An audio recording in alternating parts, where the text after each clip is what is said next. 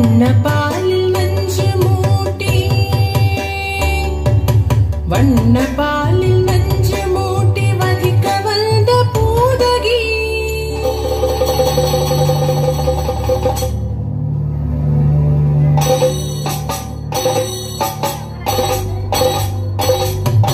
வண்ணப்பாலில் நஞ்சு மூட்டி வதிக்க வந்த பூதகியின் எண்ணம் யாவும் அறிந்து கொண்டு அன்னவள் தன்னுயிர் குடிக்க வண்ணப்பாலில் நஞ்சு மூட்டி வதிக்க வந்த பூதகியின் எண்ணம் யாவும் அறிந்து கொண்டு